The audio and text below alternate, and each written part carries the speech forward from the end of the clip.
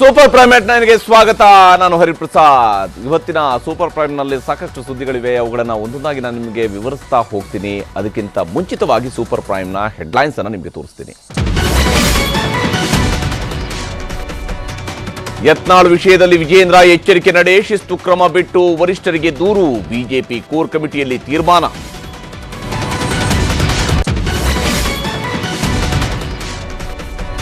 ಸ್ವಪಕ್ಷದ ವಿರೋಧಿಗಳನ್ನ ಕಟ್ಟಿಹಾಕಲು DKShi plan, ಮೊದಲು 3 DCM ಆಗಲಿ ಅಂತ ಸತೀಶ್ ತಿರುಗೇಟು, ಜೋರಾಗ್ತಿದೆ ಕಾಂಗ್ರೆಸ್ ಒಳಬೇಗುದಿ.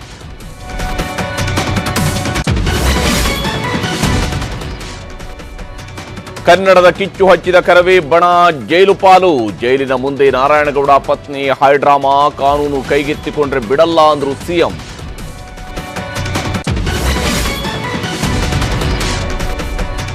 ಕತಾರ್ ಜೊತೆಗಿನ ರಾಜತಾಂತ್ರಿಕ ಚರ್ಚೆ ಯಶಸ್ವಿ, 8 ಭಾರತೀಯರ ನೇಣು ಕುಡಿಕೆ ಕಳಚಿದ ಮೋದಿ ಸರ್ಕಾರ, ಶೀಘ್ರದಲ್ಲೇ ರಿಲೀಸ್ಗೂ ಸಿದ್ಧತೆ.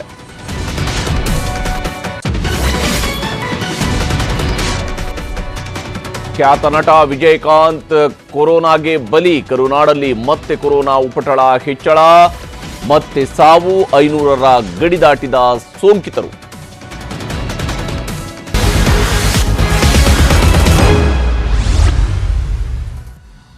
ರಾಜ್ಯ ಬಿಜೆಪಿಯ ಪಾಲಿಗೆ ಯತ್ನಾಳ್ ಅವರು ವಿಲನ್ ಆಗ್ತಿದ್ದಾರಂತೆ. ಪಕ್ಷದ ಶಿಸ್ತನ್ನ ಮೀರಿ ಅವರು ಮಾತನಾಡ್ತಾ ಇದ್ದಾರೆ. ದಯವಿಟ್ಟು ಕಡಿವಾಣ ಹಾಕಿ ಅಂತ ವರಿಷ್ಠರಿಗೆ ಈಗ ದೂರು ರವಾನೆ ಆಗ್ತಾ ಇದೆ. ಇನ್ನೊಂದು ಕಡೆ ಸದಾನಂದ ಗೌಡರು ಎಲೆಕ್ಷನ್ ನಿವೃತ್ತಿ ತಗೊಳ್ಳೋದಿಲ್ಲ ಅಂತ ಕೂಡ ಹೇಳ್ಕೊಳ್ತಾ ಇದ್ದಾರಂತೆ. ಹಾಗಿದ್ರೆ ಬಿಜೆಪಿ ಕೋರ್ ಕಮಿಟಿ ಸಭೆಯಲ್ಲಿ ಇವತ್ತು ಏನೆಲ್ಲ ಚರ್ಚೆ ನಡೆದಿದೆ ಅನ್ನೋದ್ರ ಬಗ್ಗೆನ ಕಂಪ್ಲೀಟ್ ರಿಪೋರ್ಟ್ ಅನ್ನು ನಿಮಗೆ ತೋರಿಸ್ತೀನಿ. ಇವ್ರು ಒಂದು ದಿವಸಕ್ಕೆ ಎಷ್ಟು ಖರ್ಚಾಗ್ಯಾರ ಗುರ್ತತನ ಕರೋನಾದಾಗ. ದಾಖಲೆ ಪಬ್ಲಿಕ್ ಅಕೌಂಟ್ಸ್ನಾಗನೇ ಐತಿ. ನಮ್ಮ ಸರ್ಕಾರ ಅಂದ್ರೆ ತುಡುಗ್ರೆ ಅಲ್ಲ, ಯಾವ ಸರ್ಕಾರ ಇದ್ರು ಯಡಿಯೂರಪ್ಪ ನೀನು ಹೇಳ್ಯಾರಲ್ಲ, ಈ ಕಂಪ್ಲೇಂಟ್ ಕೊಟ್ಟಾರೋ ಮುಂದೆ ಮರ್ಯಾದೆ ಹೋಗಬಾರ್ದು, ಮತ್ತೆ ಯತ್ನಾಳ್ ನೋಟಿಸ್ ಕೊಡಲಿಲ್ಲ, ಯತ್ನಾಳ್ ಹೊರಗೆ ಹಾಕಲಿಲ್ಲ, ಮರ್ಯಾದೆ ಹೋಗಬಾರ್ದಂತ ಅವರು ಇಂಥದ್ರಾಗ ಅವರು ಈ ಕಡೆ ಶಕುನಿ ಇದ್ದಂಗೆ ಅದಾರ ಅವ್ರು. ರಾಜ್ಯ ಬಿಜೆಪಿ ನಾಯಕರಿಗೆ ಹಿರಿಯ ಶಾಸಕ ಬಸನಗೌಡ ಪಾಟೀಲ್ ಯತ್ನಾಳ್ ಬಿಸಿ ತುಪ್ಪವಾಗಿದ್ದಾರೆ. ಸ್ವಪಕ್ಷದವರ ವಿರುದ್ಧವೇ ವಾಗ್ದಾಳಿ ಮಾಡುತ್ತಿರುವ ಯತ್ನಾಳ್ ಬಾಯಿ ಮುಚ್ಚಿಸೋಕೆ ಯಡಿಯೂರಪ್ಪ ಕೈಯಲ್ಲೂ ಆಗ್ತಿಲ್ಲ, ಬಿಜೆಪಿ ರಾಜ್ಯಾಧ್ಯಕ್ಷ ವಿಜೇಂದ್ರ ಕೈಯಲ್ಲೂ ಆಗ್ತಿಲ್ಲ. ಇದರಿಂದ ಬಿಜೆಪಿ ಪಕ್ಷಕ್ಕೆ ಆಗ್ತಿರುವ ದೊಡ್ಡ ಡ್ಯಾಮೇಜ್ ಅಷ್ಟಿಷ್ಟಲ್ಲ. ಈಗ ವರಿಷ್ಠರ ಮೂಲಕ ಯತ್ನಾಳ್ ಬಾಯಿ ಮುಚ್ಚಿಸಲು ಬಿಜೆಪಿಯ ಹಿರಿಯ ನಾಯಕರು ರಣತಂತ್ರ ರೂಪಿಸಿದ್ದಾರೆ. ಇವತ್ತು ಬಿಜೆಪಿ ರಾಜ್ಯಾಧ್ಯಕ್ಷ ವಿಜೇಂದ್ರ ನೇತೃತ್ವದಲ್ಲಿ ನಡೆದ ಕೋರ್ ಕಮಿಟಿ ಸಭೆಯಲ್ಲಿ ಯತ್ನಾಳ್ ವಿರುದ್ಧ ಹೈಕಮಾಂಡ್ಗೆ ದೂರು ನೀಡಲು ಬಹುತೇಕ ನಾಯಕರು ಒಪ್ಪಿಗೆ ಕೊಟ್ಟಿದ್ದಾರೆ. ಅದು ಯತ್ನಾಳ್ ವ್ಯತಿರಿಕ್ತ ಹೇಳಿಕೆಗಳ ವಿಡಿಯೋ ಮೂಲಕ. ಸಿಎಂ ಸೀಟಿಗೆ 2,500 ಕೋಟಿ ಅಂತ ವರಿಷ್ಠರ ಬಗ್ಗೆ ಮಾತಾಡಿದ್ದು, ಯಡಿಯೂರಪ್ಪ ಶಕುನಿ ಅಂತ ಯತ್ನಾಳ್ ಬೈದಿದ್ದು, ಬಕೆಟ್ ಹಿಡಿದು ವಿಜೇಂದ್ರ ರಾಜ್ಯಾಧ್ಯಕ್ಷ ಆಗಿದ್ದು ಅಂದಿದ್ದು, ಯತ್ನಾಳ್ ಹೇಳಿಕೆಗಳನ್ನ ಕಾಂಗ್ರೆಸ್ ಹೇಗೆಲ್ಲ ಬಳಸ್ಕೊಳ್ತಿದೆ, ಪಂಚಮಸಾಲಿ ಮೀಸಲಾತಿ ವಿಷಯದಲ್ಲಿ ಏನೆಲ್ಲ ಮಾಡಿದ್ರು, ಇಷ್ಟು ಅಂಶಗಳನ್ನ ಡೇ ಟು ಟೈಮು ಯಾವ್ಯಾವ ಜಾಗದಲ್ಲಿ ಮಾತಾಡಿದ್ರು ಅನ್ನೋ ಸಂಪೂರ್ಣ ವಿವರಣೆಯನ್ನ ಹೈಕಮಾಂಡ್ಗೆ ಕೊಡಲು ತೀರ್ಮಾನ ಆಗಿದ್ಯಂತೆ. ಹಾಗಾಗಿನೇ ಇವತ್ತು ಕೋರ್ ಕಮಿಟಿ ಮುಗಿಸ್ತಿದ್ದಂತೆ ಬಿಜೆಪಿ ನಾಯಕರೆಲ್ಲ ಹೈಕಮಾಂಡ್ಗೆ ಬಿಟ್ಟಿದ್ದು ಅಂತ ಹೇಳಿ ಸುಮ್ಮನಾದ್ರು. ಅದರ ಬಗ್ಗೆ ಕೇಂದ್ರದ ವರಿಷ್ಠರನ್ನ ಈ ವಿಚಾರದಲ್ಲಿ ಗಮನ ವಹಿಸಿ ಅವರಿಗೇನು ಸಲಹೆಯನ್ನು ಕೊಟ್ಟು ವರಿಷ್ಠರ ಮೂಲಕ ಅವ್ರ ಜೊತೆ ಮಾತುಕತೆಯನ್ನ ಮಾಡಿ ಇಂಥ ಸಾರ್ವಜನಿಕವಾಗಿ ಹೇಳಿಕೆಯನ್ನು ಕೊಡದ ರೀತಿಯಲ್ಲಿ ವರಿಷ್ಠರ ಮೂಲಕ ಮಾತುಕತೆ ಮಾಡಿಸುವಂತದ್ದಾಗಿದೆ. ಅದ್ರ ಬಗ್ಗೆ ನಾನು ನಿಮ್ಮ ನಡುವೆ ಚರ್ಚೆ ಮಾಡಕ್ ಬಯಸೋದಿಲ್ಲ. ನಾನು ಆ ವಿಷಯದಲ್ಲಿ ಯಾವುದೇ ವಿಷಯವನ್ನು ನಿಮ್ಮ ನಡುವೆ ಚರ್ಚೆ ಮಾಡಕ್ ಬಯಸೋದಿಲ್ಲ. ಪಕ್ಷದ ಒಳಗಡೆ ಇದ್ದುಕೊಂಡು ಪಕ್ಷದ ವಿರುದ್ಧ ಏನೋ ಸ್ಟೇಟ್ಮೆಂಟ್ಗಳು ಕೊಡೋದು ಪಕ್ಷದ ದೃಷ್ಟಿಯಿಂದ ಹಾನಿ ಆಗ್ತದೆ. ಇಲ್ಲ, ನಾನು ಇದನ್ನ ಪಕ್ಷದ ವೇದಿಕೆಯಲ್ಲಿ ನಾನು ಡಿಸ್ಕಷನ್ ಮಾಡ್ತೀನಿ, ಬಹಿರಂಗವಾಗಿ ನಾನು ಸ್ಟೇಟ್ಮೆಂಟ್ ಕೊಡ್ಲಿಕ್ಕೆ ಹೋಗಲ್ಲ. ಅರೆ, ನಿಮಗೆ ಐಶ್ವರ್ಯ ಆಸ್ಪತ್ರೆ ಬೇಕಾಯ್ತು, ಅದಕ್ಕೂ ಮಲಗಿದ್ರಿ. ಈ ರೀತಿ ಗಾಳಿಯಲ್ಲಿ ಗುಂಡು ಹೊಡೆದು ಬಿಡಬೇಕು. ಕಾಂಗ್ರೆಸ್ ಸರ್ಕಾರ ಜೊತೆ ಕೈ ಜೋಡಿಸಿ ಇವತ್ತು ನಿಮ್ಮ ಹೋರಾಟ, ನಮ್ಮ ಹೋರಾಟ, ಭಾರತೀಯ ಜನತಾ ಪಾರ್ಟಿ ಹೋರಾಟ ಕಾಂಗ್ರೆಸ್ ವಿರುದ್ಧ ಸಂಘರ್ಷ ಮಾಡಬೇಕು. ಬಸನಗೌಡ ಪಾಟೀಲ್ ಯತ್ನಾಳ್ ಬಿಜೆಪಿ ಪಕ್ಷಕ್ಕೆ ಇಷ್ಟೆಲ್ಲ ಡ್ಯಾಮೇಜ್ ಮಾಡ್ತಿದ್ರು, ಯಾಕೆ ಕ್ರಮ ಜರುಗಿಸಿಲ್ಲ ಅನ್ನೋದು ಅನೇಕರ ಪ್ರಶ್ನೆ. ಅದಕ್ಕೆ ಉತ್ತರನೂ ಇದೆ. ಬಸನಗೌಡ ಪಾಟೀಲ್ ಯತ್ನಾಳ್ ಉಚ್ಚಾಟನೆ ಅಷ್ಟು ಸುಲಭ ಅಲ್ಲ. ಉಚ್ಚಾಟನೆ ಅಧಿಕಾರವಿದ್ರೂ ವಿಜೇಂದ್ರ ಅವರ ಕೈಕಟ್ಟಿ ಹಾಕಿದೆ ಹೈಕಮಾಂಡ್. ಯಾಕಂದ್ರೆ ಯತ್ನಾಳ್ ಸಂಘ ಪರಿವಾರದ ನಿಷ್ಠಾವಂತ, ಹಿಂದೂ ನಾಯಕ, ಹಿಂದೂ ಹುಲಿ ಅಂತ ಫೇಮಸ್. ಇನ್ನು ಯತ್ನಾಳ್ ಬಿಜೆಪಿ ಹೈಕಮಾಂಡ್ ನಾಯಕರಿಗೂ ಪರಮಾಪ್ತ ಅನ್ನೋದು ಎಲ್ಲರಿಗೂ ಗೊತ್ತು. ಎಲ್ಲಕ್ಕಿಂತ ಮುಖ್ಯವಾಗಿ ಯತ್ನಾಳ್ ವಿರುದ್ಧ ಕ್ರಮ ಆದ್ರೆ ಅವರನ್ನ ಉಚ್ಚಾಟಿಸಿದ್ರೆ ಪಂಚಮಸಾಲಿ ಮತ ಕೈತಪ್ಪುವ ಭಯ ಬಿಜೆಪಿ ಅವರದ್ದು.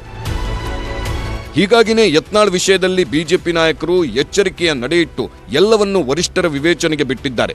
ಇದಿಷ್ಟು ಯತ್ನಾಳ್ ಕಥೆಯಾದ್ರೆ, ಇನ್ನೊಂದು ಕಡೆ ಎಲೆಕ್ಷನ್ ನಿವೃತ್ತಿ ಅಂತ ಸುಮ್ಮನಾಗಿದ್ದ ಮಾಜಿ ಕೇಂದ್ರ ಸಚಿವ ಸದಾನಂದ ಗೌಡ ಈಗ ಇದ್ದಕ್ಕಿದ್ದಂತೆ ರೆಬೆಲ್ ಆಗಿದ್ದಾರೆ.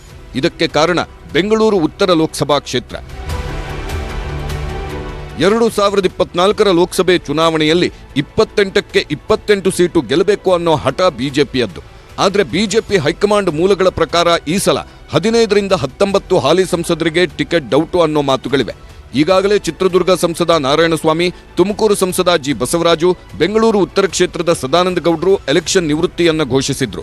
ಆದ್ರಿವತ್ತು ಸದಾನಂದ ಗೌಡರು ಇದೇ ಕ್ಷೇತ್ರದಲ್ಲಿ ಎಲೆಕ್ಷನ್ಗೆ ನಿಲ್ಲೋ ಆಸೆಯ ಮೂಟೆ ಹೊತ್ಕೊಂಡಿದ್ದು ಅಶ್ವಥ್ ನಾರಾಯಣ್, ಆರ್ ಅಶೋಕ್ ಸೇರಿ ಬಿಜೆಪಿ ನಾಯಕರು ಸದಾನಂದ ಗೌಡ ಪರ ಲಾಬಿ ಶುರು ಮಾಡಿದ್ದಾರೆ.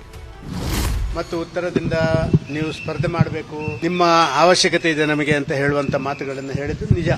ಇದರ ಅವರು ಮಾತ್ರ ಅಲ್ಲ, ನನಗೆ ನನ್ನ ಕ್ಷೇತ್ರದ ಎಲ್ಲ ಕಡೆಗಳಿಂದ ನಮ್ಮ ಎಲ್ಲ ಶಾಸಕರು, ಮಂತ್ರಿಗಳು ಎಲ್ಲರೂ ಕೂಡ ನನಗೆ ದಿನನಿತ್ಯ ಫೋನ್ ಮಾಡಿ ಯಾಕೆ ಸರ್ ಹಿಂಗೆ ಮಾಡ್ತೀರಿ, ಯಾಕೆ ಸರ್ ಹಿಂಗೆ ಮಾಡ್ತೀರಿ ಅಂತ ನಾನು ಒತ್ತಡ ಮಾಡ್ತಾ ಇರುವಂಥದ್ದು. ನನಗೆಲ್ಲ ಮನಸ್ಸಿಗೆ ಒಂದು ಸಂತೋಷ. ಯಾಕೆ ಅಂತ ಹೇಳಿದರೆ ನನ್ನ ಮೇಲೆ ಆ ರೀತಿಯ ಪ್ರೀತಿ ಇಟ್ಕೊಂಡಿದ್ದಾರೆ ಅಲ್ಲ ಅಂತ. ನಾನು ನನ್ನದೇ ಆದಂಥ ಒಂದು ನಿಶ್ಚಯ, ಸುದೀರ್ಘವಾದಂಥ 30 ವರ್ಷಗಳ ರಾಜಕಾರಣ, ಮತ್ತೆ ಹೊಸಬರಿಗೆ ಅವಕಾಶ ಕಲ್ಪನೆ ಮಾಡಿಕೊಡಬೇಕು, ನನ್ನ ಅನುಭವಗಳನ್ನು ಪಕ್ಷಕ್ಕೆ ದಾರಿ ಇರಬೇಕು ಅಂತ ಹೇಳುವಂಥದ್ದು ಮಾತ್ರ ನನ್ನ ಅಭಿಪ್ರಾಯ. ವರಿಷ್ಠರ ಗಮನಕ್ಕೆ ತಂದು ಅವ್ರ ಜೊತೆ ಮಾತುಕತೆಯನ್ನ ಮಾಡಿ ಒಲಿಸಿಕೊಂಡು ವಿಶ್ವಾಸದಲ್ಲಿ ಕರ್ಕೊಂಡು ಹೋಗುವಂತ ಕೆಲಸ ಆಗುತ್ತೆ ಎಲ್ಲರನ್ನು. ಇದೇ ಕ್ಷೇತ್ರದಿಂದ ಈ ಸಲ ಶೋಭಾ ಕರಂದ್ಲಾಜೆ ಅಥವಾ ಸಿಟಿ ರವಿಗೆ ಟಿಕೆಟ್ ಸಿಗುತ್ತೆ ಅನ್ನೋ ಮಾತುಗಳು ಹರಿದಾಡ್ತಿದೆ. ಅದರಲ್ಲೂ ಬೆಂಗಳೂರು ಉತ್ತರ ಒಕ್ಕಲಿಗರ ಭದ್ರಕೋಟೆ. ಹೀಗಾಗಿ ಟಿಕೆಟ್ ಸಿಕ್ಕೇ ಸಿಗುತ್ತೆ ಅನ್ನೋ ಆಸೆಯನ್ನ ಸಿಟಿ ರವಿ ಅವರು ಹೊರಹಾಕಿದ್ರು. ಸ್ವಪಕ್ಷದವರಿಗೆ ಟಾಂಟ್ ಕೊಟ್ರು. ಬಾರದು ಬಪ್ಪದು ತಪ್ಪದು ಅಂತ ಹೇಳಿ ವಿಸ್ತರಿಸಿ ಹೇಳೋರು. ಕಟ್ಟಾಳುವಾದರೂ ಇಲ್ಲ, ಕಡುಜಾಣನಾದರೂ ಇಲ್ಲ, ಕಾಡಿದರೂ ಇಲ್ಲ, ಬೇಡಿದರೂ ಇಲ್ಲ, ಸೃಷ್ಟೀಶ ಜಗದೀಶ ಕಾಗಿನೆಲೆಯಾದಿ ಕೇಶವ ಕೊಟ್ಟರೆ ಉಂಟು, ಇಲ್ಲದೆ ಇದ್ರೆ ಇಲ್ಲ. ಇಷ್ಟೆಲ್ಲದರ ಮಧ್ಯೆ ಇವತ್ತಿನ ಬಿಜೆಪಿ ಕೋರ್ ಕಮಿಟಿ ಸಭೆಯಲ್ಲಿ ಲೋಕಸಭೆ ಎಲೆಕ್ಷನ್ಗೆ ಎಲ್ಲರೂ ಒಟ್ಟಾಗಿ ಹೋಗೋದಕ್ಕೆ ನಿರ್ಧಾರ ಆಗಿದೆ. ಆದ್ರೆ ಪಕ್ಷದೊಳಗಿನ ಕಿಚ್ಚು ತಣಿಸೋದ್ಯಾರು, ಯಾವಾಗ ಅನ್ನೋದಕ್ಕೆ ವಿಜಯೇಂದ್ರ ಅವರ ಹತ್ರನೂ ಉತ್ತರ ಇರಲಿಲ್ಲ. ಬಿಜೆಪಿ ಇಷ್ಟು ಎತ್ತರಕ್ಕೆ ಬೆಳೆದು ನಿಂತಿದೆ ಅಂತ ಹೇಳಿದ್ರೆ ನಮಗೆ ಕಟ್ಟಡ ಮಾತ್ರ ಕಾಣ್ತದೆ, ಆದ್ರೆ ಕಟ್ಟಡದ ಅಡಿಪಾಯ ನಮ್ಮ ಕಣ್ಣಿಗೆ ಕಾಣೋದಿಲ್ಲ.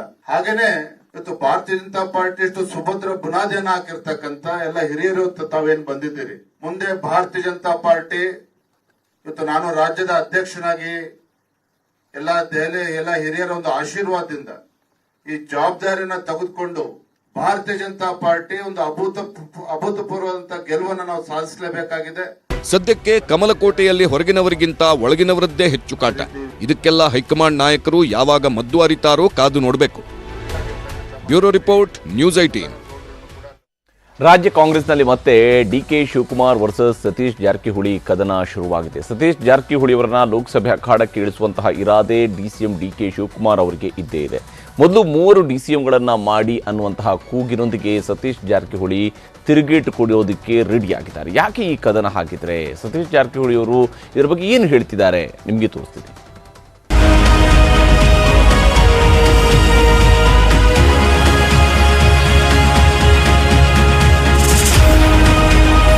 ಕಾಂಗ್ರೆಸ್ ಪಕ್ಷ 136 ಸೀಟು ಗೆದ್ದು ಸುಭದ್ರ ಸರ್ಕಾರ ರಚಿಸಿದ್ದಾಯಿತು. ಈಗೇನಿದ್ರೂ 28 ಲೋಕಸಭಾ ಕ್ಷೇತ್ರದಲ್ಲಿ ಕನಿಷ್ಠ 20 ಸೀಟು ಗೆದ್ದು ಇಂಡಿಯಾ ಒಕ್ಕೂಟಕ್ಕೆ ದೊಡ್ಡ ಶಕ್ತಿ ತುಂಬಬೇಕು. ಇಷ್ಟೇ ಕೆಪಿಸಿಸಿ ಅಧ್ಯಕ್ಷ ಡಿಕೆ ಶಿವಕುಮಾರ್ ಮತ್ತು ಸಿದ್ದರಾಮಯ್ಯನವರ ಆಲೋಚನೆ.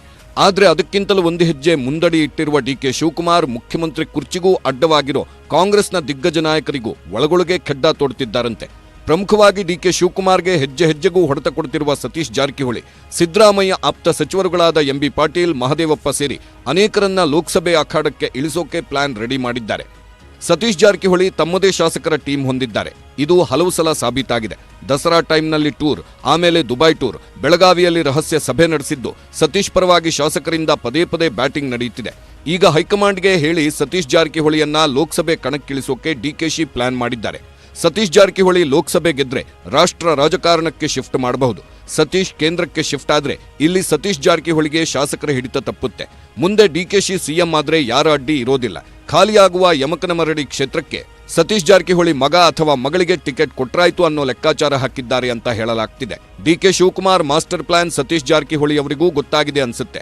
ಅದಕ್ಕೆ ನ್ಯೂಸ್ 18 ಜೊತೆ ಸತೀಶ್ ಜಾರಕಿಹೊಳಿ ಮಾತನಾಡುತ್ತಾ ಜಾತಿವಾರು 3 ಉಪಮುಖ್ಯಮಂತ್ರಿಗಳಾಗಬೇಕು ಅನ್ನೋ ಕೂಗನ್ನ ಪ್ರಸ್ತಾಪಿಸಿದ್ರು. ಏನು ಚರ್ಚೆಗೆ ನನಗೆ ಗೊತ್ತಿಲ್ಲ. ಇಲ್ಲಿವರೆಗೆ ನಮ್ಗೆ ಯಾರು ಹೈಕಮಾಂಡ್ ಆಗಲಿ ನಮ್ಮ ರಾಜ್ಯ ವರಿಷ್ಠರಾಗಲಿ ಲೋಕಸಭೆಗೆ ಸ್ಪರ್ಧೆ ಮಾಡಬೇಕಂತ ಕೂಡ ನಮಗೆ ಚರ್ಚೆ ಮಾಡಿಲ್ಲ, ಸೂಚನೆ ಕೂಡ ಕೊಟ್ಟಿಲ್ಲ. ಈಗ ಚರ್ಚೆ ಮಾಡೋದ್ರ ಅವಶ್ಯಕತೆ ಇಲ್ಲ ಅಂತ ನನ್ನ ಭಾವನೆ. ನಮ್ಮ ಸಮಾನ ಮನಸ್ಕರು ಇರ್ಬೋದು, ಇಲ್ಲ ಅಂತ ಹೇಳಿಕ್ಕೆ ಆಗೋಲ್ಲ. ರಾತ್ರಿಯಿಂದ ಅವ್ರಿಗೆ ತೊಂದರೆ ಆಗ್ತದೆ ಅಂತ ನಾವೇನು ಭಾವಿಸಲ್ಲ, ಪಕ್ಷ ಕೂಡ ತೊಂದರೆ ಆಗ್ತದೆ ಅಂತ ನಾವು ಭಾವಿಸಲಿಕ್ಕೆ ತಯಾರಿಲ್ಲ. ಅದು ಖಂಡಿತವಾಗಿ ಆಕರ್ಷಣೆ ಆಗಿ ಆಗ್ತದೆ. ನಮ್ಮವರು DCM ಆಗಿದಾರಂತ, ಮಂತ್ರಿ ಕೂಡ ಅದೇ ಬೇಸ್ ಮೇಲೆ ಮಾಡ್ತಿಲ್ಲ, ನಾವು ಜಾತಿ ಆಧಾರದ ಮೇಲೆ ಮಾಡ್ತೀವಿ. ಇದು ಖಂಡಿತವಾಗಿ ಅನುಕೂಲ ಆಗುತ್ತೆ. ಇನ್ನು ಡಿಕೆ ಶಿವಕುಮಾರ್ ಸಿಎಂ ಕುರ್ಚಿಗೆ ಅಡ್ಡಿಯಾದವರ ಪೈಕಿ ಮಹದೇವಪ್ಪ ಕೂಡ ಒಬ್ರು. ಈ ಸಲ ಮಹದೇವಪ್ಪರನ್ನ ಚಾಮರಾಜನಗರ ಕ್ಷೇತ್ರದ ಅಭ್ಯರ್ಥಿ ಮಾಡೋಕೆ ಸಿದ್ಧತೆ ನಡೆಯುತ್ತಿದೆ. ಈ ಸುಳಿವು ಸಿಕ್ತಿದ್ದಂತೆ ಮಹದೇವಪ್ಪ ನಾಜೂಕಾಗಿ AICC ಅಧ್ಯಕ್ಷ ಖರ್ಗೆ ಅವರ ಹೆಸರನ್ನ ಪ್ರಸ್ತಾಪಿಸಿದ್ರು.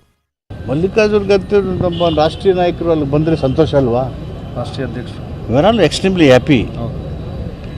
ಲ್ಯಾಕ್ಸ್ ಟುಗೆದರ್ ಲೀಡ್ಸಲ್ಲಿ ಗೆಲ್ತಾರೆ, ಎಲ್ಲ ನಿಂತು ಗೆಲ್ಲಿಸ್ತೀವಿ. ಅವರು ಬಯಸಿದ್ರೆ ಎಲ್ಲಿ ಬೇಕಾದ್ರೂ ನಿಲ್ಬೋದು, ಯಾಕಂದ್ರೆ ಅವರೇ ನಮ್ಮ AICC ಅಧ್ಯಕ್ಷರು. ಇಷ್ಟೆಲ್ಲದರ ಮಧ್ಯೆ ಡಿಕೆ ಶಿವಕುಮಾರ್ ಪರಮಾಪ್ತರಾದ ಹಾಲಿ ಬಿಜೆಪಿ ಶಾಸಕರಾದ ST ಸೋಮಶೇಖರ್ ಹಾಗೂ ಶಿವರಾಮ್ ಹೆಬ್ಬಾರ್ ಗೃಹ ಸಚಿವರನ್ನ ಭೇಟಿ ಮಾಡಿದ್ರು.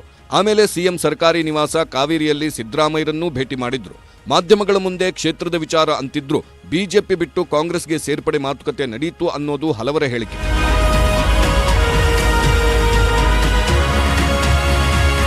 ಅಂದಹಾಗೆ ಇವತ್ತು ಕಾಂಗ್ರೆಸ್ ಸಂಸ್ಥಾಪನಾ ದಿನಾಚರಣೆ ಇತ್ತು. ಕೆಪಿಸಿಸಿ ಕಚೇರಿಯಲ್ಲಿ 139ನೇ ವರ್ಷದ ಸಂಸ್ಥಾಪನಾ ದಿನಾಚರಣೆ ಆಚರಿಸಿದ್ರು. ಆದರೆ ಕಾಂಗ್ರೆಸ್ ಸಚಿವರಿಂದಲೇ ಪಕ್ಷದ ಕಾರ್ಯಕ್ರಮದ ಬಗ್ಗೆ ನಿರಾಸಕ್ತಿ ಇತ್ತು. ಬೆಂಗಳೂರಿನ ಕಾಂಗ್ರೆಸ್ ಶಾಸಕರೇ ಗೈರಾಗಿದ್ರು.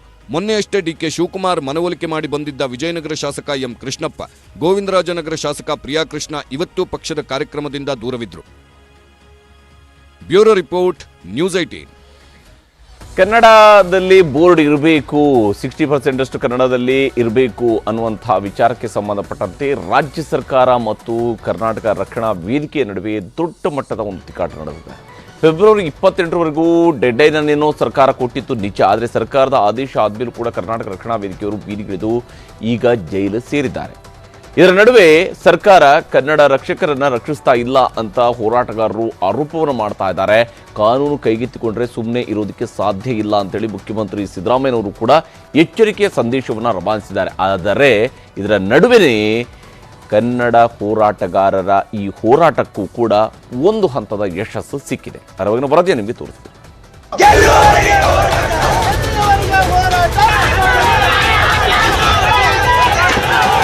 ಬೆಂಗಳೂರಲ್ಲಿ ಎಲ್ಲ ಕಡೆ 60% ಕನ್ನಡ ನಾಮಫಲಕಗಳನ್ನು ಹಾಕಬೇಕು ಅಂತ ಸರ್ಕಾರ ಕಟ್ಟಪ್ಪಣೆ ಮಾಡಿದೆ. ಇದರ ಬೆನ್ನಲ್ಲೇ ನಿನ್ನೆ ನಾರಾಯಣಗೌಡ ಬಣದ ಕರ್ನಾಟಕ ರಕ್ಷಣಾ ವೇದಿಕೆಯವರು ಬೆಂಗಳೂರು ತುಂಬೆಲ್ಲ ರ್ಯಾಲಿ ನಡೆಸಿದ್ರು. ಸಾದಳ್ಳಿ ಗೇಟ್ ಬಳಿ ಪೊಲೀಸರು ರ್ಯಾಲಿ ತಡೆದು ನಾರಾಯಣಗೌಡ ಸೇರಿ ಕರಾವೆ ಕಾರ್ಯಕರ್ತರನ್ನ ವಶಕ್ಕೆ ಪಡೆದ್ರು. ಇದರಿಂದ ರೊಚ್ಚಿಗೆದ್ದ ಕಾರ್ಯಕರ್ತರು ಬಸ್ ಚಕ್ರದ ಗಾಳಿ ಬಿಟ್ಟು ಸಿಕ್ಕ ಕಡೆ ಕಲ್ಲು ತೂರಿ ಮಾಲ್ ಮೇಲಿದ್ದ ಇಂಗ್ಲಿಷ್ ಬೋರ್ಡ್ ಅನ್ನು ಕಿತ್ತೆಸೆದು ಆಕ್ರೋಶ ಹೊರಹಾಕಿದ್ರು. ಇಷ್ಟೆಲ್ಲ ಆಕ್ರೋಶ ಹೊರಹಾಕಿದ ಕರಾವೆ ಅಧ್ಯಕ್ಷ ನಾರಾಯಣಗೌಡ ಸೇರಿ 53 ಜನ ಪರಪ್ಪನ ಅಗ್ರಹಾರ ಜೈಲು ಸೇರುವಂತೆ ಮಾಡಿದೆ. ಕರಾವೆ ಅಧ್ಯಕ್ಷ ನಾರಾಯಣಗೌಡ ಮತ್ತು ಅವರ ಸಂಘಟನೆ ಸದಸ್ಯರು ಬರೀ ಪ್ರತಿಭಟನೆ ಮಾಡಿದ್ರೆ ಯಾರೂ ಕೇಳುತ್ತಿರಲಿಲ್ಲ. ಸಾರ್ವಜನಿಕ ಆಸ್ತಿಪಾಸ್ತಿ ಹಾಳು ಮಾಡಿದ್ದಾರೆ, ಪೊಲೀಸರನ್ನ ನಿಂದಿಸಿದ್ದಾರೆ, ಪೊಲೀಸರ ಮೇಲೆ ಉಗಿದಿದ್ದಾರೆ, ರಸ್ತೆ ನಿಯಮಗಳನ್ನ ಉಲ್ಲಂಘಿಸಿದ್ದಾರೆ ಅಂತ ಚಿಕ್ಕಜಾಲ ಠಾಣೆ PSI ಲಿತೀನ್ ದೂರು ನೀಡಿದ್ರು. ದೂರಿನನ್ವಯ ಇರೋಬರೋ ಕೇಸ್ಗಳನ್ನೆಲ್ಲ ಕಾನೂನಿನಡಿ ಹಾಕಿ ನಾರಾಯಣಗೌಡ ಬಣದ ಮೇಲೆ 10 FIR ಹಾಕಲಾಗಿತ್ತು. 53 ಜನರನ್ನ ಬಂಧಿಸಿ ಬೆಳಗ್ಗಿನ ಜಾವ ನ್ಯಾಯಾಧೀಶರ ಎದುರು ಹಾಜರುಪಡಿಸಿದ್ರು. ಕೋರ್ಟ್ 14 ದಿನ ನ್ಯಾಯಾಂಗ ಬಂಧನ ವಿಧಿಸುತ್ತಿದ್ದಂತೆ ಪರಪ್ಪನ ಅಗ್ರಹಾರ ಜೈಲಿಗೆ ಶಿಫ್ಟ್ ಮಾಡಲಾಯಿತು. ನಿನ್ನೆ ಆಗಿರ್ತಕ್ಕಂಥ ಬೇರೆ ಬೇರೆ ಘಟನಾವಳಿಗಳನ್ನು ಆಧರಿಸಿ ಒಟ್ಟು ಬೇರೆ ಬೇರೆ ಪೊಲೀಸ್ ಠಾಣೆಗಳಲ್ಲಿ 10 ಅಪರಾಧ ಪ್ರಕರಣಗಳು ದಾಖಲಾಗಿದ್ದಾವೆ. ಒಟ್ಟು 53 ಜನರನ್ನು ಇದುವರೆಗೆ ನಾವು ಬಂಧಿಸಿ ಅವರನ್ನು ನ್ಯಾಯಾಂಗ ಬಂಧನಕ್ಕೆ ಒಪ್ಪಿಸಿದ್ದೇವೆ. ಕರ್ನಾಟಕ ರಕ್ಷಣಾ ವೇದಿಕೆಯ ಅಧ್ಯಕ್ಷರಾದಂಥ ನಾರಾಯಣಗೌಡರು ಮತ್ತು ಅವರ ಎಲ್ಲ ಬೇರೆ ಪದಾಧಿಕಾರಿಗಳು ಮತ್ತು ಇತರ ಘಟನೆಗಳನ್ನು ಮಾಡಿದ್ರು. ಪ್ರಮುಖವಾಗಿ ಕೆಲವು ಕಡೆಗಳಲ್ಲಿ ರೆಡ್ ಹ್ಯಾಂಡಿಗೆ ಸಿಕ್ಕಿದ್ರು, ಅವನ್ನೆಲ್ಲ ನಾವು ಬಂಧಿಸಿ ನ್ಯಾಯಾಲಯಕ್ಕೆ ಒಪ್ಪಿಸಿದ್ವಿ. ನಾರಾಯಣಗೌಡ ಸೇರಿ ಕರಾವೆ ಸದಸ್ಯರ ಬಂಧನ ಮಾಡಿದ್ದು ಅಕ್ರಮ ಅಂತೆ, ದೌರ್ಜನ್ಯ ಅಂತೆ. ಹೀಗಂತ ಸರ್ಕಾರದ ಮೇಲೆ ಜೈಲಿಗೆ ಹೋಗುವ ಮುನ್ನ ನಾರಾಯಣಗೌಡ ಆಕ್ರೋಶ ಹೊರಹಾಕಿದ್ರು. ಸಿಎಂ ಮನೆಗೆ, ಗೃಹ ಸಚಿವರ ಮನೆಗೆ ಮುತ್ತಿಗೆ ಹಾಕಲು ರಾಜ್ಯಾದ್ಯಂತ ಹೋರಾಟ ನಡೆಸಲು ಕರೆನೂ ಕೊಟ್ಟರು. ಯಾವ್ದ್ರಿ ಬೂಟಾಟಿಕೆ ಇದೆಲ್ಲ? ಬೂಟಾಟಿಕೆ ಸರ್ಕಾರನ ನಿಮ್ದು? ಯಾವ್ದು ಸೀಮೆಗೆ ನಿಮ್ಮ ಕನ್ನಡ ಪ್ರೇಮ, ಯಾವುದು ನಿಮ್ದು ಕನ್ನಡದ ಕಳಕಳಿ? ನಿಜವಾದ ಕನ್ನಡದ ಕಳಕಳಿ ಇದ್ರೆ ನೀವು ಸರಿಯಾದಂತ ತೀರ್ಮಾನವನ್ನು ತಗೊಳ್ಳಿ. ಇಲ್ಲದೆ ಹೋದ್ರೆ ಮುಂದೆ ಲೋಕಸಭಾ ಚುನಾವಣೆ ಬರುತ್ತೆ. ಕಲಿಸ್ತೀವಿ, ನಿಮಗೆ ಪಾಠ ಕಲಿಸ್ತೀವಿ. ನಮ್ಮನ್ನೆಲ್ಲ ಬಳಸ್ಕೊಂಡ್ರಲ್ರಿ ನೀವು ಚುನಾವಣೆಗೆ. ಸರ್ಕಾರದ ಮೇಲೆ ನಾರಾಯಣಗೌಡ ಮಾಡಿರುವ ಆರೋಪಕ್ಕೆ CM Siddaramaiah, DCM DK Shivakumar, ಗೃಹ ಸಚಿವ ಜಿ ಪರಮೇಶ್ವರ್ ಚಾಟಿ ಬೀಸಿದ್ರು. ಕನ್ನಡ ಪರ ಹೋರಾಟಕ್ಕೆ ನಮ್ಮ ಬೆಂಬಲವಿದೆ, ಆದರೆ ಕಾನೂನನ್ನ ಕೈಗೆತ್ತಿಕೊಳ್ಳುವುದು, ಸರ್ಕಾರಿ ಆಸ್ತಿಪಾಸ್ತಿ ಹಾನಿ ಮಾಡಿದ್ರೆ ಸುಮ್ಮನಿರಬೇಕಾ ಅಂತ ಗುಡುಗಿದ್ರು. ಅದಕ್ಕೆ ಈಗ ನಾನು ಈ ಮೀಟಿಂಗ್ನಲ್ಲಿ ತೀರ್ಮಾನ ಮಾಡಿದ್ದೀವಿ, ಆ ಹಿಂದೆ ಇದ್ದಂಥ ಸರ್ಕ್ಯುಲರ್ ರೀತಿನೇ 60-40 ಇರಬೇಕು. ಕನ್ನಡದಲ್ಲಿ 60%, ಬೇರೆ ಭಾಷೆಯಲ್ಲಿ 40% ಇರಬೇಕು ಅಂತೇಳಿ ಇದಕ್ಕೆ ತಿದ್ದುಪಡಿ ಬರ್ರಿ, ಆರ್ಡಿನೆನ್ಸ್ ಹೊರಡಿಸಿ ಅಂತ ಕನ್ನಡ ಮತ್ತು ಇದು ಕನ್ನಡ ಮತ್ತೆ ಕಲ್ಚರ್ ಡಿಪಾರ್ಟ್ಮೆಂಟ್ ನಿಂದ ಆಗಿರೋದು ಕಾನೂನು. ಇವು 28 ಒಳಗಡೆ ಇದನ್ನ ಈ ಆಕ್ಟ್ ಫಾಲೋ ಮಾಡಬೇಕು. ಫೆಬ್ರವರಿ 28 ಕನ್ನಡನ ಉಳಿಸ್ಲಿ ಬೆಳೆಸಲಿ ಹೋರಾಟ ಮಾಡೋರಿಗೆ ನಾವು ಯಾರಿಗೂ ಪ್ರಜಾಪ್ರಭುತ್ವ ವ್ಯವಸ್ಥೆಯಲ್ಲಿ ನಾವು ಬೇಡ ಅಂತ ಹೇಳುವುದಿಲ್ಲ, ಹೋರಾಟ ಮಾಡಲಿ. ಆದ್ರೆ ನನಗೆ ಬಹಳ ದುಃಖ ಏನಾಗ್ತದೆ ಅಂದ್ರೆ ಸಾರ್ವಜನಿಕ ಆಸ್ತಿಗಳನ್ನ ಹಾನಿ ಮಾಡಿರುವಂತದ್ದು ಇದೆಯಲ್ಲ, ಅದನ್ನ ನಾವು ಸಹಿಸಲಿಕ್ಕೆ ಸಾಧ್ಯ ಇಲ್ಲ. ಯಾರು ಕೂಡ ಕಾನೂನನ್ನ ಕೈಗೆ ತೆಗೆದುಕೊಳ್ಳಿಕ್ಕೆ ಸಾಧ್ಯ ಇಲ್ಲ. ಅದು ನಮಗೆ ಸರ್ಕಾರಕ್ಕೆ ನೀವು ಕಂಪಲ್ಸರಿಯಾಗಿ ಮಾಡಬೇಕು, ಕನ್ನಡ ಬೋರ್ಡ್ ಹಾಕಿಸ್ಬೇಕು ಅಂಥೇಳಿ ನಮಗೆ ಆಗಲಿ BBMP ಅವರಾಗಲಿ ತಿಳಿಸಿದ್ರೆ ಅಷ್ಟು ಸಾಕಾಗಿತ್ತು. ಅದನ್ನು ಬಿಟ್ಟು ಕಾನೂನನ್ನು ಕೈಗೆತ್ತಿಕೊಳ್ತಕ್ಕಂಥ ಕೆಲಸವನ್ನು ನಿನ್ನೆ ದಿವಸ ಕರವೇ ಅವರು ಮಾಡಿದ್ದಾರೆ. ಅದು ಕಾನೂನನ್ನು ಸುವ್ಯವಸ್ಥೆಯನ್ನು ಕಾಪಾಡ್ತಕ್ಕಂಥದ್ದು ಅವರಿಗೆ ನಾವು ಕೊಟ್ಟಿರ್ತಕ್ಕಂಥ ಕಾನೂನಾತ್ಮಕವಾಗಿ ಜವಾಬ್ದಾರಿ, ಅದನ್ನು ಅವರು ಮಾಡಿದ್ದಾರೆ. ಕಾರಾವೆ ರಾಜ್ಯಾಧ್ಯಕ್ಷ ನಾರಾಯಣಗೌಡ ಬಂಧನ ಖಂಡಿಸಿ ಹಾಸನದ ಕಾರಾವೆ ಕಾರ್ಯಕರ್ತರು ಬೀದಿಗಿಳಿದರು. ರಾಷ್ಟ್ರೀಯ ಹೆದ್ದಾರಿ 75ರ ಭುವನಹಳ್ಳಿ ಕ್ರಾಸ್ ಬಳಿ ಕಾರ್ಯಕರ್ತರು ಹೆದ್ದಾರಿ ತಡೆಗೆ ಮುಂದಾದಾಗ ಪೊಲೀಸರು ವಶಕ್ಕೆ ಪಡೆದಿದ್ದಾರೆ. ಬೆಳಗಾವಿ ಚೆನ್ನಮ್ಮ ವೃತ್ತದಲ್ಲಿ ಕನ್ನಡ ಪರ ಹೋರಾಟಗಾರರು ಧರಣಿ ನಡೆಸಿದ್ದು ಕನ್ನಡ ಕಡ್ಡಾಯ ಎಂದು ಘೋಷಣೆ ಕೂಗಿದ್ರು. ಟೈರ್ಗೆ ಬೆಂಕಿ ಹಚ್ಚಲು ಹೋರಾಟಗಾರರು ಯತ್ನಿಸಿದ್ದು ಪೊಲೀಸರು ತಡೆದರು. ಚಿತ್ರದುರ್ಗದಲ್ಲಿ ಕರುನಾಡ ವಿಜಯ ಸೇನೆ ವತಿಯಿಂದ ಪ್ರವಾಸಿ ಮಂದಿರದ ಡಿಸಿ ಕಚೇರಿವರೆಗೆ ಪ್ರತಿಭಟನಾ ಮೆರವಣಿಗೆ ನಡೆಸಿ ಕಾರಾವೆ ಮುಖಂಡರ ಬಿಡುಗಡೆಗೆ ಒತ್ತಾಯಿಸಿದ್ರು. ಇನ್ನು ನಾರಾಯಣಗೌಡ ಪರ ಕಾರಾವೆ ಪ್ರವೀಣ್ ಶೆಟ್ಟಿ ನಿಂತರು. ನಮ್ಮಲ್ಲಿ ಭಿನ್ನಾಭಿಪ್ರಾಯಗಳಿದ್ರು, ಕನ್ನಡ ಹೋರಾಟದ ವಿಷಯದಲ್ಲಿ ಒಗ್ಗಟ್ಟಿದೆ, ತಕ್ಷಣ ನಾರಾಯಣಗೌಡ ಸೇರಿ ಎಲ್ಲರನ್ನ ರಿಲೀಸ್ ಮಾಡಬೇಕಂದ್ರು. ಏನು ಕನ್ನಡ ಹೋರಾಟಗಾರರು ಏನ್ ಲೂಟಿ ಮಾಡಿದ್ರ ಅಥವಾ ದರೋಡೆ ಮಾಡಿದ್ರ ಅಥವಾ ಕೊಲೆ ಮಾಡಿದ್ರ? ಕನ್ನಡ ನಾಮಫಲಕ ಸರ್ಕಾರ ಮಾಡಬೇಕಾಗಿರುವಂತ ಕೆಲಸ. ಅಮಾಯಕ ಕನ್ನಡ ಹೋರಾಟಗಾರನ್ನ ಏನ್ 26 ಮೊಕದ್ದಮೆಗಳನ್ನ ಹಾಕಿದ್ರ, ಈ ಕೂಡಲೇ ಬಿಡ್ಬೇಕನ್ನುವಂತ ಒತ್ತಾಯವನ್ನ ಮಾಡ್ತಾ ಇದ್ದೀನಿ. ಆದ್ರಿಂದ ಕನ್ನಡ ಹೋರಾಟಗಾರನ ಬಿಡುಗಡೆ ಮಾಡಬೇಕು. ಎಲ್ಲಾ ಹೋರಾಟಗಾರರು ಒಟ್ಟಿಗೆ ಸೇರಿ ಇನ್ನೊಮ್ಮೆ ಬೆಂಗಳೂರು ನಗರದಲ್ಲಿ ಬೃಹತ್ ಕ್ರಾಂತಿಕಾರಿಯಾದಂತಹ ಹೋರಾಟವನ್ನ ಮಾಡಬೇಕಾಗುತ್ತೆ ಅನ್ನುವಂತ ಎಚ್ಚರಿಕೆಯನ್ನ ಕೊಡ್ತಾ ಇದ್ದೀನಿ. ಕರ್ನಾಟಕದಲ್ಲಿ ಕನ್ನಡದ ವಿಷಯದಲ್ಲಿ ಇಷ್ಟೆಲ್ಲ ಅವಾಂತರ, ದೊಡ್ಡ ದೊಡ್ಡ ಆಂದೋಲನಕ್ಕೆ ಕರೆ ನೀಡಿದ್ರೆ ಸಾಹಿತಿಗಳು ಬರ್ತೀವಿ, ಆದ್ರೆ ಈಗ ಹೋರಾಟಗಳು ಬಿಡಿಬಿಡಿಯಾಗಿ ನಡೆಯುತ್ತಿವೆ ಎಂದು ಬೆಂಗಳೂರಲ್ಲಿ ಪ್ರೊಫೆಸರ್ ಬರ್ಗೂರ್ ರಾಮಚಂದ್ರಪ್ಪ ಹೇಳಿದ್ದಾರೆ. ಎಲ್ಲ ಚಳುವಳಿಗಳು, ಬಹುಶಃ ರೈತ ಚಳುವಳಿ ಒಂದನ್ನು ಹೊರತುಪಡಿಸಿದರೆ ಬಹುಪಾಲು ಚಳುವಳಿಗಳು ಈಗಾಗಲೇ ಒಂದು ರೀತಿಯಲ್ಲಿ ಕ್ಷೀಣವಾಗ್ತಿವೆ. ಆದರೆ ಚಳುವಳಿಗಳು ನಿಂತಿಲ್ಲ, ಅಲ್ಲಲ್ಲೇ ಬಿಡಿಬಿಡಿಯಾಗಿ ನಡೀತಿವೆ. ಒಂದು ಸಮಗ್ರವಾದ ಕಾರ್ಯಸೂಚಿಯ ಆಧಾರದ ಮೇಲೆ ಚಳುವಳಿಯೊಂದು ನಡೆದಾಗ ಅಂಥದ್ದೊಂದು ಕರೆ ಕೊಟ್ಟಾಗ ಸಾಹಿತಿಗಳು, ಕಲಾವಿದರು ಭಾಗವಹಿಸ್ತಾರೆ. ಭಾಗವಹಿಸೋದಕ್ಕೇನು ಹಿಂಜರಿಕೆ ಇಲ್ಲ. ಇಷ್ಟೆಲ್ಲದರ ಮಧ್ಯೆ ಬಿಜೆಪಿ ನಾಯಕರು ಸರ್ಕಾರದ ಕನ್ನಡ ಪರ ನಿರ್ಧಾರಕ್ಕೆ ಜೈಕಾರ ಹಾಕಿದ್ರು. ಕನ್ನಡ ಕಡ್ಡಾಯ ಆಗಬೇಕು, ರಾಜಿ ಆಗಬಾರದು, ಸರ್ಕಾರದ ನಿರ್ಧಾರಕ್ಕೆ ಸಂಪೂರ್ಣ ಬೆಂಬಲವಿದೆ ಅಂದ್ರು ಆರಗ ಜ್ಞಾನೇಂದ್ರ ಮತ್ತು ಸಿಟಿ ರವಿ. ಯಾರೋ ಹೋರಾಟ ಮಾಡಿ ಕಿತ್ತಾಕೋಕ್ಕಿಂತ ಮೊದಲು ನೀವೇ ಬರೆಯೋದು ಒಳ್ಳೇದು. ಇಲ್ಲದೇ ಇದ್ರೆ ಕಾನೂನು ಸುವ್ಯವಸ್ಥೆ ಹದಗೆಡ್ತದೆ, ನಿಮಗೂ ಮನಸ್ಸಿಗೆ ನೋವಾಗುತ್ತೆ. ಎಲ್ಲರೂ ಸ್ವಯಂ ನಿರ್ಧಾರಕ್ಕೆ ಬರಬೇಕು. ಅದು ಕಾನೂನು ಕಟ್ಲೆ ಅವರು ಏನ್ ಮಾಡ್ತಾರೆ ನನಗೆ ಗೊತ್ತಿಲ್ಲ. ಕರ್ನಾಟಕದವರೇ ಏನ್ ಬೋರ್ಡು ಅಂತೇಳಿ ಓದಲಿಕ್ಕೆ ಅಸಹಾಯಕರಾಗ್ಬಿಟ್ರೆ ಇದು ಅರ್ಥವೇ ಉಳಿಲಿಲ್ಲ. ಅಗ್ರಗಣ್ಯ ಸ್ಥಾನ ಅದು ಕನ್ನಡಕ್ಕೆ ಇರಬೇಕು. ಕರ್ನಾಟಕ ರಕ್ಷಣಾ ವೇದಿಕೆಯ ನಮ್ಮ ಸ್ನೇಹಿತರಿಗೆ ವಿನಂತಿ ಮಾಡೋದೇನು ಅಂತಂದ್ರೆ, ಕರ್ನಾಟಕ ಮತ್ತು ಕರ್ನಾಟಕದ ಹೊರಗಿರುವವರ ಯೋಗದಾನವೂ ಇದೆ. ಅವರಿಗೆ ಆತಂಕ ಎದುರಾಗದ ರೀತಿಯಲ್ಲಿ ನಮ್ಮ ಅಸ್ಮಿತೆಯನ್ನು ಉಳಿಸ್ಕೊಳ್ಬೇಕು. ಕನ್ನಡದ ಅಸ್ಮಿತೆಯನ್ನು ಉಳಿಸ್ಕೊಳ್ಳೋದಕ್ಕೆ ಎಲ್ಲ ರೀತಿಯ ಪ್ರಯತ್ನ ಮಾಡೋಣ. ಆ ಹೋರಾಟದ ಜೊತೆಗೆ ನಾವಿದ್ದೇವೆ. ಅಂಗಡಿ ಮುಗ್ಗಟ್ಟುಗಳ ಮುಂಭಾಗ ಕನ್ನಡ ನಾಮಫಲಕ ಅಳವಡಿಕೆಗೆ ಫೆಬ್ರವರಿ 28ರವರೆಗೆ ಸರ್ಕಾರ ಅವಕಾಶ ಕೊಟ್ಟಿದೆ. ಶೀಘ್ರದಲ್ಲೇ ಸರ್ಕಾರದ ಆದೇಶವನ್ನ ಸುಗ್ರೀವಾಜ್ಞೆ ಮೂಲಕ ಹೊರಡಿಸಲು ತಯಾರಿಯಾಗ್ತಿದ್ದು, ಇವತ್ತು ಸಿಎಂ ಸಿದ್ದರಾಮಯ್ಯ ಗೃಹ ಇಲಾಖೆ, ಕನ್ನಡ ಮತ್ತು ಸಂಸ್ಕೃತಿ ಇಲಾಖೆ ಹಾಗೂ BBMP ಅಧಿಕಾರಿಗಳ ಜೊತೆ ಸಭೆನೂ ಮಾಡಿದ್ರು. Bureau report, news 18. ತಮಿಳುನಾಡಿನ ಖ್ಯಾತ ನಟ ಹಾಗೂ DMDKಯ ಮುಖ್ಯಸ್ಥ ವಿಜಯಕಾಂತ್ ಕೊರೋನಾಗೆ ಬಲಿಯಾಗಿದ್ದಾರೆ. ರಾಜ್ಯದಲ್ಲೂ ಕೂಡ ಇವತ್ತು ಒಂದೇ ದಿನ 158 ಕೊರೋನಾ ಕೇಸ್ಗಳು ಪತ್ತೆಯಾಗಿವೆ. ಒಂದು ಸಾವಾಗಿದ್ದು ರಾಜ್ಯದಲ್ಲಿ ಈಗ ಸೋಂಕಿತರ ಸಂಖ್ಯೆ 568ಕ್ಕೆ ಏರಿಕೆಯಾಗಿದೆ. ಇದೆಲ್ಲರ ಬಗೆಗಿನ ಸಮಗ್ರ ವರದಿಯನ್ನು ನಿಮಗೆ ತೋರಿಸ್ತೀನಿ.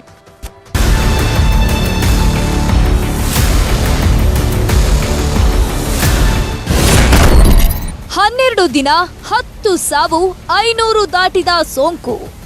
12 ದಿನದಲ್ಲಿ ಕೋವಿಡ್ಗೆ ಕರ್ನಾಟಕದಲ್ಲಿ 10 ಜನ ಬಲಿಯಾಗಿದ್ದಾರೆ. ಡಿಸೆಂಬರ್ 15ರಿಂದ ಇಲ್ಲಿಯವರೆಗೆ ರಾಜ್ಯದಲ್ಲಿ 10 ಜನರು ಕೋವಿಡ್ನಿಂದಾಗಿ ಮೃತಪಟ್ಟಿದ್ದಾರೆ. ರಾಜ್ಯದಲ್ಲಿ 34 ಒಮಿಕ್ರಾನ್ ಉಪತಳಿ JN1 ವೈರಸ್ ಟೆನ್ಷನ್ ಕೊಡ್ತಿದ್ದು ಸೋಂಕಿತರ ಸಂಖ್ಯೆ 500ರ ಗಡಿ ದಾಟಿ ಹೋಗಿದೆ. ಇದು ಎಲ್ಲೋ ಒಂದ್ ಕಡೆ ಅಪಾಯದ ಮುನ್ಸೂಚನೆನ ಅನ್ನಿಸೋದಕ್ಕೆ ಶುರುವಾಗಿದೆ.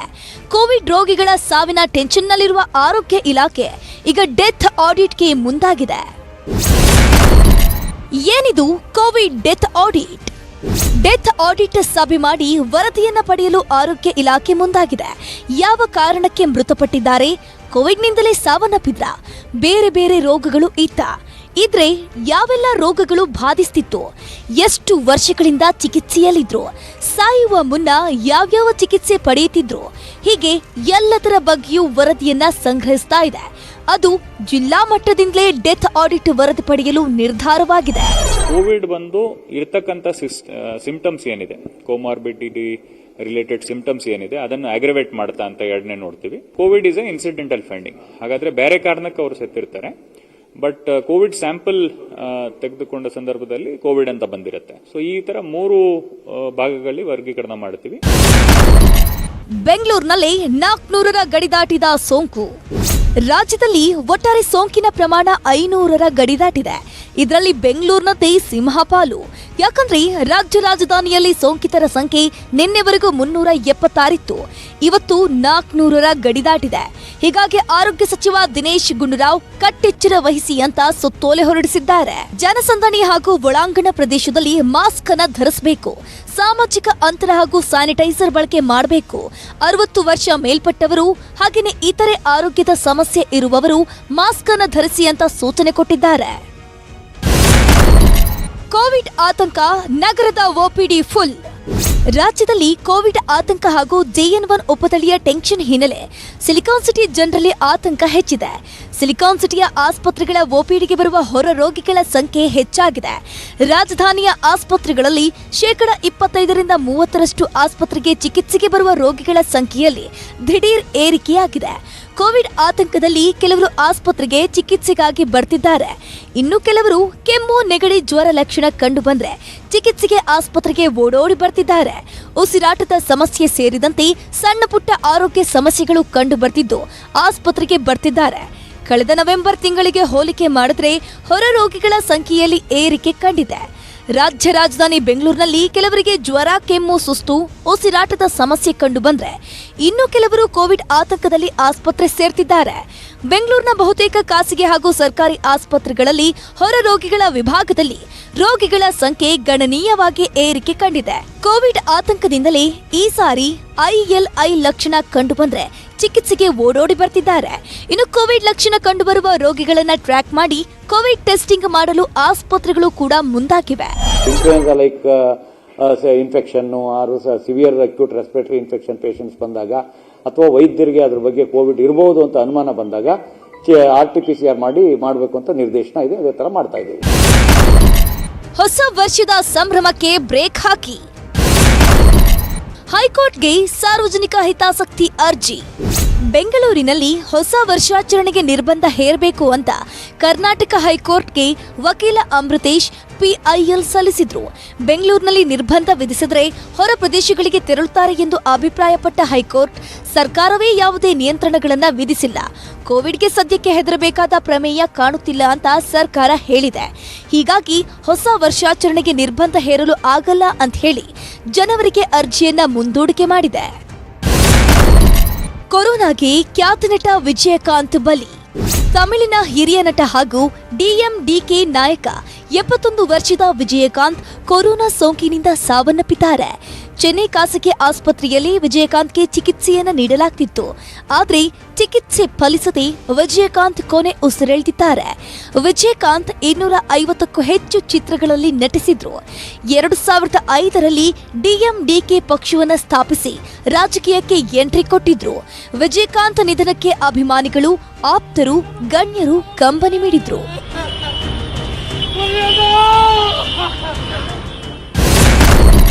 ದೇಶದಲ್ಲಿಂದು 692 ಕೇಸ್, 6 ಸಾವು.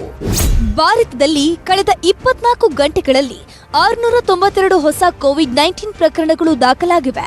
ಕಳೆದ 24 ಗಂಟೆಗಳಲ್ಲಿ ದೇಶದಲ್ಲಿ 6 ಸಾವಾಗಿದೆ. ಮಹಾರಾಷ್ಟ್ರದಲ್ಲಿ 2, ದೆಹಲಿ, ಕರ್ನಾಟಕ, ಕೇರಳ ಮತ್ತು ಪಶ್ಚಿಮ ಬಂಗಾಳದಲ್ಲಿ ತಲಾ 1 ಕೋವಿಡ್ಗೆ ಬಲಿಯಾಗಿದ್ದಾರೆ. ಕರ್ನಾಟಕದಲ್ಲಿ ಮೈಸೂರಿನ 56 ವರ್ಷದ ವ್ಯಕ್ತಿ ಕೋವಿಡ್ನಿಂದ ಜೀವ ಬಿಟ್ಟಿದ್ದಾರೆ. Bureau report, news 18. ಅವರೆಲ್ಲರೂ ಕೂಡ ಭಾರತದ ನೌಕಾಪಡೆಯ ಮಾಜಿ ಯೋಧರು. ಬೇಹುಗಾರಿಕೆ ಆರೋಪದ ಅಡಿಯಲ್ಲಿ ಕತಾರ್ ಸರ್ಕಾರ ಅವರಿಗೆಲ್ಲರಿಗೂ ಕೂಡ ನೇಣು ಶಿಕ್ಷೆಯನ್ನ ವಿಧಿಸಿತ್ತು. ಇನ್ನೇನು ಕುಣಿಕೆಗೆ ಕೊರಳೊಡ್ಲೇಬೇಕಾದಂತಹ ಅನಿವಾರ್ಯತೆ ಸೃಷ್ಟಿಯಾಗುತ್ತೆ, ಇದನ್ನು ತಪ್ಪಿಸೋದಕ್ಕೇನೆ ಸಾಧ್ಯ ಇಲ್ಲ ಅನ್ನುವಂತಹ ಪರಿಸ್ಥಿತಿ ಇದ್ದಾಗಲೇ ಭಾರತ ಸರ್ಕಾರ ಈ ವಿಷಯದಲ್ಲಿ ಎಂಟ್ರಿ ಆಗಿತ್ತು. ಇದಾದ ನಂತರ ನಡೆದಿರುವಂಥದ್ದು ಒಂದು ರೀತಿಯಲ್ಲಿ ರಾಜತಾಂತ್ರಿಕ ಸಮರ. ಭಾರತ ಸರ್ಕಾರದ ರಾಜತಾಂತ್ರಿಕ ಸಾಮರ್ಥ್ಯ ಏನು ಅನ್ನುವಂಥದ್ದು ಕೂಡ ಈ ಒಂದು ಪ್ರಕರಣದಲ್ಲಿ ಅನಾವರಣಗೊಂಡಿದೆ.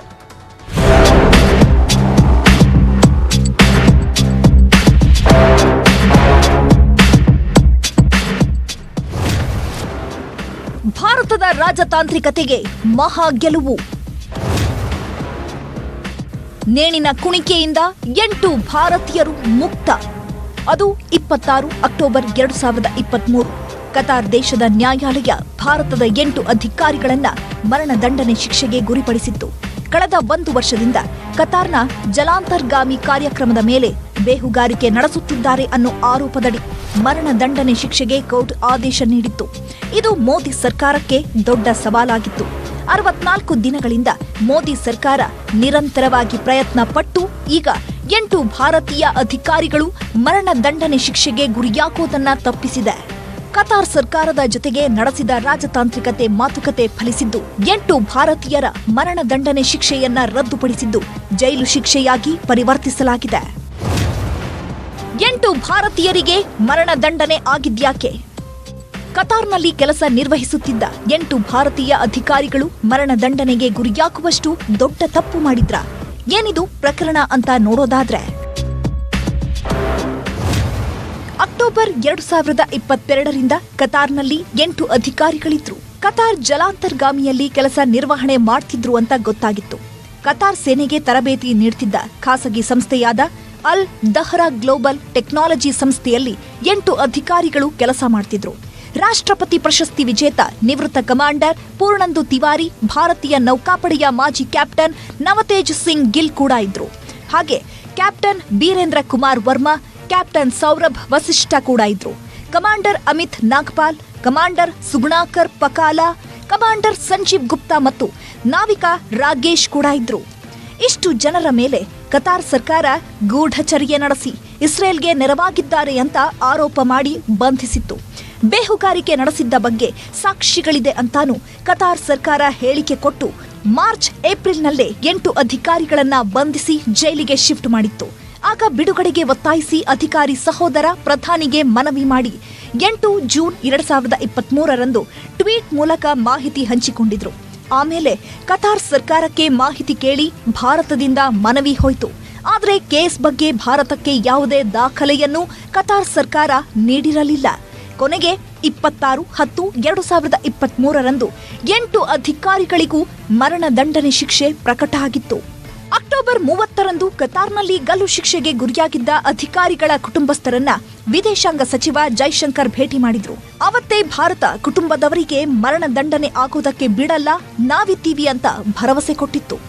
ಪ್ರಧಾನಿ ನರೇಂದ್ರ ಮೋದಿ ಮತ್ತು ವಿದೇಶಾಂಗ ಸಚಿವ ಜೈಶಂಕರ್ ರಾಜತಾಂತ್ರಿಕತೆಗೆ ಕೊಟ್ಟ ಗೆಲುವು 8 ಭಾರತೀಯ ಅಧಿಕಾರಿಗಳ ಪ್ರಾಣ ಉಳಿಸಿದೆ. ಸದ್ಯಕ್ಕೆ 8 ಭಾರತೀಯ ಅಧಿಕಾರಿಗಳಿಗೆ ಜೈಲು ಶಿಕ್ಷೆಯಾಗಿದ್ದು ಶೀಘ್ರದಲ್ಲೇ ಬಿಡುಗಡೆ ಆಗ್ತಾರೆ ಅನ್ನೋ ಆಶಾಭಾವನೆ ಎಲ್ಲರದ್ದು. Bureau report, news 18. ಸಹಸ್ರ ಮನಸ್ಸುಗಳ ಕನಸು ಈಡೇರುವಂತಹ ಸಮಯ ಈಗ ಸಮೀಪಿಸ್ತಾ ಇದೆ. ಅಯೋಧ್ಯೆಯಲ್ಲಿ ಭವ್ಯ ರಾಮ ಮಂದಿರ ಲೋಕಾರ್ಪಣೆ ಆಗುವುದಕ್ಕೆ ಕ್ಷಣಗಣನೆ ಶುರುವಾಗಿದೆ. ನಾಡಿದ್ದು ಪ್ರಧಾನಿ ಮೋದಿ ರಾಮನೂರಿಗೆ ಭೇಟಿ ಕೊಡ್ತಾ ಇದ್ದಾರೆ. ಅತ್ಯಾಧುನಿಕ ರೈಲು ಹಾಗೂ ವಿಮಾನ ನಿಲ್ದಾಣಗಳನ್ನು ಲೋಕಾರ್ಪಣೆ ಮಾಡಲಿದ್ದಾರೆ.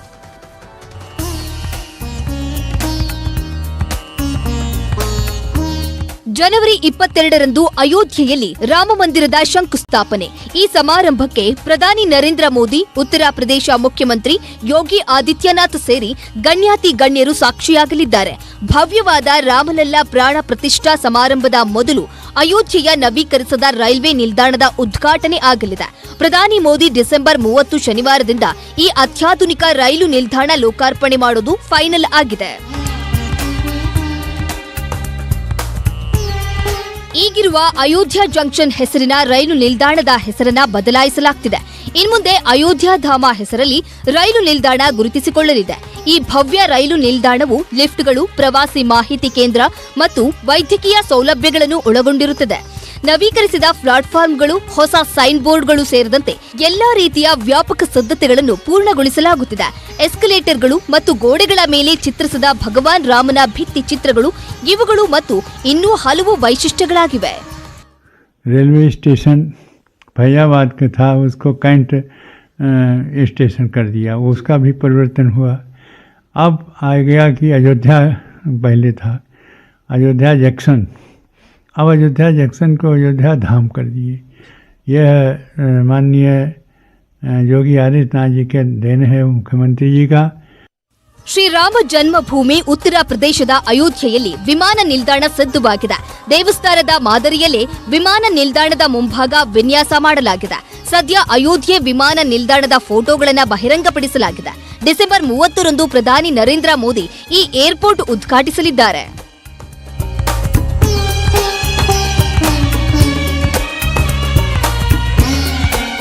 ಇನ್ನೊಂದು ಕಡೆ ಅಯೋಧ್ಯೆಯ ಶ್ರೀರಾಮ ಮಂದಿರದಲ್ಲಿ ಪ್ರತಿಷ್ಠಾಪಿಸಲು ಬರೋಬ್ಬರಿ 600 ಕೆಜಿ ತೂಕದ ಗಂಟೆ ಸಿದ್ಧವಾಗಿದೆ. ಈ ಬೃಹತ್ ಗಂಟೆ ಮೇಲೆ ಆಂಗ್ಲ ಭಾಷೆಯಲ್ಲಿ ಜೈ ಶ್ರೀರಾಮ್ ಎಂದು ಬರೆಯಲಾಗಿದೆ. ಸದ್ಯ ಈ ಬೃಹತ್ ಗಂಟೆಯನ್ನ ರಾಮ ಜನ್ಮಭೂಮಿ ಆವರಣದಲ್ಲಿ ಇಡಲಾಗಿದೆ.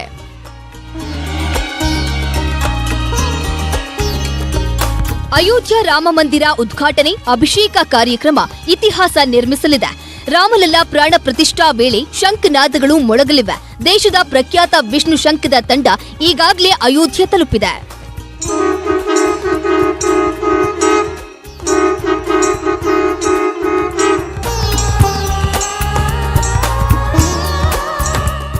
ಬಾಬ್ರಿ ಮಸೀದಿ ಜಾಗದಲ್ಲಿ ಈಗ ಹೊಸ ಮಸೀದಿ ನಿರ್ಮಾಣ ಆಗ್ತಿದೆ. ಮಸೀದಿಯ ಹೊಸ ವಿನ್ಯಾಸವನ್ನು ಪುಣೆ ಮೂಲದ ವಾಸ್ತುಶಿಲ್ಪಿ ಇಮ್ರಾನ್ ಶೇಖ್ ಸಿದ್ಧಪಡಿಸಿದ್ದಾರೆ. ಅಯೋಧ್ಯೆ ಹೊಸ ಮಸೀದಿಯನ್ನು ಮೊಹಮ್ಮದ್ ಬಿನ್ ಅಬ್ದುಲ್ಲಾ ಮಸೀದಿ ಎಂದು ನಾಮಕರಣ ಮಾಡಲಾಗ್ತಿದೆ. ರಾಮ ಮಂದಿರ ಲೋಕಾರ್ಪಣೆ ಬಳಿಕ ಅಯೋಧ್ಯೆಯಲ್ಲಿ ಮೊಹಮ್ಮದ್ ಬಿನ್ ಅಬ್ದುಲ್ಲಾ ಮಸೀದಿಗೆ ಮೆಕ್ಕಾದ ಪ್ರಮುಖರಾದ ಇಮಾಮ್ ಎ ಹರಾಮ್ ಆಹ್ವಾನ ನೀಡಲಾಗಿದೆ. ಅಯೋಧ್ಯೆಯಿಂದ 25 ಕಿಲೋಮೀಟರ್ ದೂರದಲ್ಲಿರುವ ಧನ್ನಿಪುರದಲ್ಲಿ ಉತ್ತರ ಪ್ರದೇಶ ಸರ್ಕಾರ ನೀಡಿದ ನಿವೇಶನದಲ್ಲಿ ಮಸೀದಿಯನ್ನು ನಿರ್ಮಿಸಲಾಗುತ್ತಿದೆ. Bureau report, news 18. ಇದಾಗಿತ್ತು ಇವತ್ತಿನ ಸೂಪರ್ ಪ್ರೈಮೇಟ್ 9. ಈಗ ಬಿಗ್ ಸ್ಟೋರಿ ಪ್ರಸಾರವಾಗುತ್ತೆ. ನೋಡ್ತಾ ಇರಿ ನ್ಯೂಸ್ 18 ಕನ್ನಡ.